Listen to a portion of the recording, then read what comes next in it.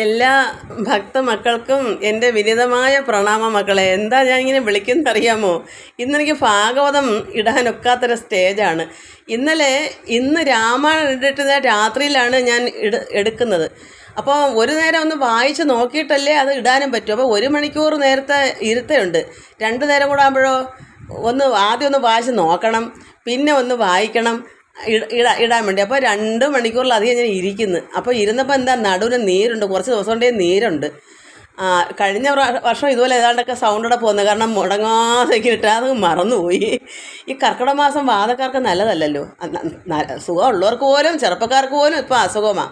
അപ്പോൾ നമ്മൾ എനിക്ക് അങ്ങനെയൊന്നും പേടിയൊന്നുമില്ല. വരുന്നിടത്ത് വെച്ച് കാണാം, അത്ര തന്നെ. അതുകൊണ്ടല്ലേ ഞാനത് ചെയ്യുന്നത്. എത്രയെങ്കിലും ആവുമെങ്കിൽ ഞാൻ മുക്കി മൂളിയെങ്കിലും ഞാനത് ഇരുന്ന് ചെയ്യുന്നു. അതാണ്. അപ്പോൾ എനിക്ക് ഇന്നലെ ശ്വാസം വിടാൻ മേലുണ്ടൊക്കെ നീരായിപ്പോയി. എൻ്റെ 3 സ്ഥലത്തും തെക്കും പടിഞ്ഞാറും വടക്കുമായിട്ട് എനിക്ക് 3 മക്കൾ. ഒന്ന് സ്വന്തം പെറ്റ മകനും മരുമോളും, അവരും ഉണ്ട്. അതുപോലെ ആ മക്കൾ പെറ്റില്ലെന്നേ ഉള്ളൂ. അതുപോലെ 2 മക്കൾ അപ്പുറം ഇപ്പുറം തെക്കും പടിഞ്ഞാറായിട്ടും ഉണ്ട്. ഇവർ 3 കൂട്ടരാണ് എന്നെ സഹായിക്കുന്നത്. അപ്പോൾ പടിഞ്ഞാറ് താമസിക്കുന്ന സുഗന്ധി എന്ന് പറഞ്ഞ മകൾ വന്ന് കുഴമ്പൊക്കെ ഇട്ട് തന്ന് തിരുമ്മി തന്ന്. കഴിഞ്ഞ പ്രാവശ്യം മുമ്പ് ഇതുപോലെ വന്നു, അന്ന് ഞാൻ കിടന്നുകൊണ്ടാണ് ഇതെന്തൊക്കെയോ പറഞ്ഞു വിട്ടത്. ഇപ്രാവശ്യം ആ മകൾ വന്ന് എല്ലാമൊക്കെ ചെയ്തു തന്നു. എനിക്കൊന്നും ഞാനങ്ങ് വലിയ വെപ്പും കുടിയൊന്നുമില്ല, എങ്കിലും എനിക്ക് കുഴമ്പ് കൊണ്ടുവന്ന് എല്ലാം ഇട്ട് തന്ന് പോയി.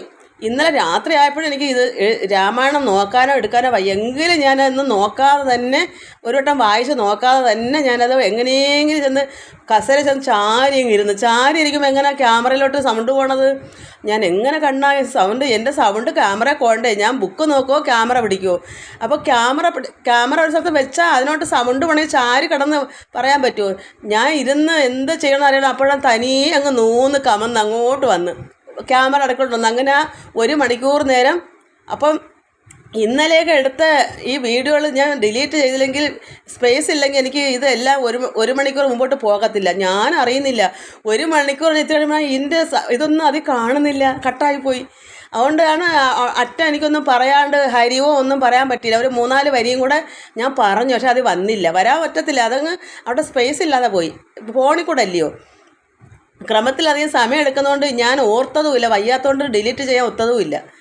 തലേന്ന് എടുക്കുന്നതൊക്കെ നമ്മൾ ഡിലീറ്റ് ചെയ്ത് കളയണം, ഈ സ്പേസ് ഉണ്ടാക്കി വെക്കണം. അപ്പോൾ അതൊന്നും പറ്റിയില്ല. അങ്ങനെ എന്തായാലും കൊള്ളാം, ഉള്ളതങ്ങ് ഇടാമെന്ന് കരുതി. ഒരു 3-4 വരിയോടെ ഞാൻ പറഞ്ഞു, അത് തീർത്തിട്ട് അത് ഇത്രയെന്നുണ്ട്, അത് ഇത്രയും തീർത്ത് ഞാൻ ചൊല്ലി. പക്ഷേ അതെല്ലാം വീഡിയോ വന്നില്ല. എന്നാലും പോട്ടെ, അത്രയെങ്കിലും ആയല്ലോ. ഇന്നലെ അങ്ങനെ പറ്റി. പക്ഷേ ഇന്ന് നേരം എടുത്തപ്പം വീണ്ടും എനിക്ക് എഴുന്നേക്കാൻ വയ്യ. എങ്ങനെയെങ്കിലും എഴുന്നേറ്റ് പല്ല് തേച്ചിട്ട് എനിക്ക് ഈ തുപ്പുന്ന വേസിനകത്തോട്ട് കുനിഞ്ഞ് തുപ്പാൻ വയ്യ. എങ്ങനെയെങ്കിലും ഞാൻ പല്ലും തേച്ചിട്ട് എൻ്റെ മോനെ അപ്പോൾ തൊട്ടപ്പുറത്ത് ആണ് താമസിക്കുന്നത്. അവനെ ഞാൻ മുറ്റത്ത് ഇറങ്ങി പോയി വിളിക്കാൻ പറ്റത്തില്ല. അപ്പം അവിടെ നിന്ന് വിളിച്ചു. അപ്പോൾ അവൻ മരുമോളെ പറഞ്ഞു വിട്ട് ചായയൊക്കെ ഇട്ട് തന്ന് അരിടുപ്പിട്ട് തന്ന് ചമ്മന്തി അരച്ച് വെച്ച് എല്ലാം ചേർത്ത് കുഴമ്പിട്ട് തിരുമി അങ്ങനെ പോയി. തെക്ക് വയസ്സ് താമസിക്കുന്ന മകൾ ഇന്നലെ ചേച്ചി എന്താ ചെയ്തു തരേണ്ടവർ ഒന്നും ചെയ്യേണ്ട മക്കളെന്ന് പറയും. ഇന്ന് രാവിലെ എന്നെ ഇപ്പോൾ വിളിച്ചു, ചേച്ചി എന്ത് ചെയ്യണം? ഞാൻ പറഞ്ഞു മരുമകളൊന്നെല്ലാം ചെയ്തു വെച്ചിട്ട് പോയി.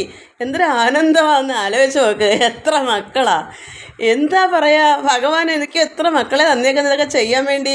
അത്ര സന്തോഷത്തിൽ അവരെല്ലാവരും ഇങ്ങോട്ട് വിളിച്ച് ചെയ്തത്. അതാണ് പറഞ്ഞത്, ഒരു ദൈവ പൈതലാകൂ. എല്ലാം ഈശ്വരനായിട്ട് നമുക്ക് കൊണ്ടു തന്ന് എല്ലാം ചെയ്തു തരും. ഒരു വിഷമവും വേണ്ട. ഒരാളല്ലെങ്കിൽ അടുത്തയാൾ, ഇങ്ങനെ നമുക്ക് ഇന്നാരെന്നൊന്നുമില്ല. ഇന്നിപ്പോൾ ചെയ്ത തന്നെ നമുക്ക് നാളെ ചെയ്യണമെന്നില്ല. ദൈവം ആരെങ്കിലും വിട്ടുതരും. ഇതാണ് ഒരു ഭക്തന് ഭഗവാൻ കൊടുക്കുന്ന ഒരു എന്താ പറയുക, ഞാൻ നിങ്ങളെ എങ്ങനെ പറഞ്ഞ് അറിയിപ്പിക്കാനാ? അതുകൊണ്ട് എനിക്കെന്താ സന്തോഷവും ആനന്ദവും. ഇതെൻ്റെ ഒരു ആനന്ദം, എന്നെ ഭഗവാൻ ചെയ്തിരുന്ന ഓരോ കടമകളാണ്. ഇത് നമ്മൾ മനസ്സിലാക്കണം. എനിക്കാണ്ട് ഇന്ന് ഭാഗവതം ഞാൻ ഇന്ന് ഇടുന്നില്ല. അതുമല്ല, ഇപ്പോൾ ഇച്ചിരി ആശ്വാസമുണ്ട്. എന്നാലും അത് ഇനി ചെന്ന് ഇടുമ്പം ഇനിയിപ്പോൾ എണീച്ച് പോയി വിളക്കിന് പോയി അതുമല്ല, അപ്പോൾ പിന്നെ ഇരുന്ന് കൂടത്തില്ലേ? ഇത്രയൊക്കെ പറഞ്ഞ് ഇടാൻ എന്തെങ്കിലും നാമം കൂടെ ഞാൻ ചൊല്ലി ഇത് കൂടെ ഇടാം. ഉണരേ ഉണ്ണീ ഉണരേ, മമഗാനം കേട്ടുണരേ. ഉണരേ ഉണ്ണീ ഉണരേ, മമഗാനം കേട്ടുണരേ. ചുരുൾമുടി കോതി കെട്ടിവയ്ക്കാം, കുണ്ടലഹാരങ്ങൾ ഇടുവിക്കാം, പട്ടുടയാടകൾ ഇടുവിക്കാം, മമഗാനം കേട്ടുണരേ. ഉണരേ ഉണ്ണീ ഉണരേ, മമഗാനം കേട്ടുണരേ. അരയിൽ കിങ്ങിണി പൊന്നരഞ്ഞാണം, കാലിൽ ചിലമ്പും അണിയിക്കാം, കൈകൾ രണ്ടിലും വെണ്ണയും നൽകാം, മമഗാനം കേട്ടുണരേ. ഉണരേ ഉണ്ണീ ഉണരേ, മമഗാനം കേട്ടുണരേ. ചുരുൾമുടി കോതി കെട്ടിവയ്ക്കാം, കുണ്ടലഹാരങ്ങൾ അണിയിക്കാം, പട്ടുടയാടകളിടുവിക്കാം, മമഗാനം കേട്ടുണരേ.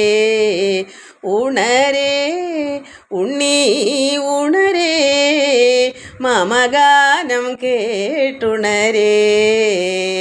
ഞാൻ എഴുതി തന്നെ ഒരു ട്യൂൺ, നമുക്ക് തന്നെ ട്യൂൺ ഇങ്ങനെ വരും, അതങ്ങ് എഴുതും. അത് ഒത്തിരി വർഷമായൊരു നാമമാണ്. അതെല്ലാം മക്കൾ ഇത് കേട്ട് ഇന്നത്തെ ഭാഗവതം ഇതിൽ കൂടി സംതൃപ്തി ഉണ്ടാവുക. എനിക്കതേ പറയാൻ പറ്റും മക്കളെ. ഇതുപോലെ അങ്ങ് ഇപ്പം വളരെ ആശ്വാസമുണ്ട്. എങ്കിൽ ഇത് റെസ്റ്റ് എടുക്കാം. പ്രത്യേകം ഇന്നലെ എൻ്റെ സുഗന്ധി എന്ന് പറഞ്ഞ മകളും പറയാം, അമ്മ ചേച്ചി കുറേ നേരം കിടന്ന് വിശ്രമിച്ചേ മാറൂ, കിടക്കണേ. ഞാൻ പക്ഷേ അന്നേരമൊക്കെ എഴുന്നേറ്റപ്പോഴത്തേക്ക് ഇച്ചിരി ചായ അവരെ കൊണ്ട് ഞാൻ ചായ ഇടിയിച്ചില്ല, എല്ലാം ചെയ്ത്. ഞാൻ പറയും വേണ്ട മക്കളെ പൊക്കോ, എനിക്ക് തിരുമ്മി തന്നാൽ മതി. അങ്ങനെ തടവിയൊക്കെ തന്നിട്ട് പോയി. പിന്നെ ഒരു 10 മിനിറ്റ് കിടന്നെങ്കിലും ഞാൻ പിന്നും രാത്രി വിളക്കിന് പോയി. അന്ന് ഭഗവാൻ പറയുന്നത് വെള്ളവും വിളക്കും പുഷ്പമൊന്നും കഴിക്കേണ്ട, വിളക്കും കത്തിക്കേണ്ട, വിശ്രമിച്ചോളാൻ പറഞ്ഞു. എന്നാൽ എനിക്ക് ഒരു 10 മണിയായപ്പോൾ എൻ്റെ മനസ്സ്, അയ്യോ ഇനി നാളെ രാമായണം പോട്ടെ, രാത്രി 12 മണിക്ക് ഇടണ്ടേ.